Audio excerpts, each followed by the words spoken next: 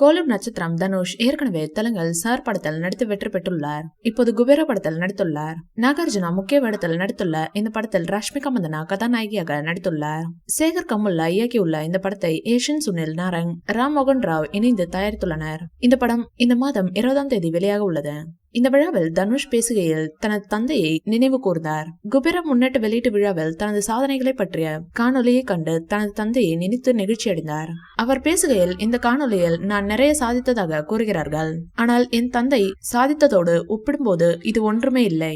அது மட்டுமல்லாமல் அவரின் சொத்துக்களை யாரோ ஏமாத்தி விட்டதாகும். ஆனால் யார் என்று அவர் குறிப்பிடவில்லை.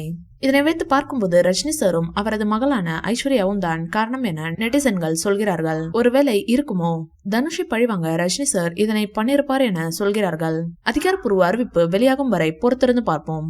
மேலும் பேசுகையில் குபேரா தனது 2வது தெலுங்கு படம் என்றும் 51வது தமிழ் படம் என்றும் கூறினார். சார் படத்திற்கு முன்பே இந்த கதையை கேட்டதாகவும், ஆனால் கதை வேலைகள் முடிந்து படப்பிடிப்பு தொடங்க சிறிது காலம் ஆனது என்றும் கூறினார். சேகர் கமுல்லா உயிரை பணயம் வைத்து இந்த படத்தை எடுத்துள்ளார். அவருக்கு உடல்நிலை சரியில்லாமல் இருந்த போது படப்பிடிப்பில் கலந்து கொண்டார். சினிமா மீது அவருக்கு அவ்வளவு பைத்தியம். அவரது இயக்கத்தில் பணிபுரிவது மகிழ்ச்சியாக இருந்தது. ராஜமௌலி சார் சொன்னார், சேகர் கமுல்லா பிடிவாதக்காரர் என்று. ஆனால் அது நல்ல காரணத்திற்காக தான் என்று தனுஷ் கூறினார். இந்த வீடியோ பிடிச்சிருந்தா லைக் பண்ணுங்க, ஷேர் பண்ணுங்க, எங்க சேனலை சப்ஸ்கிரைப் பண்ணுங்க.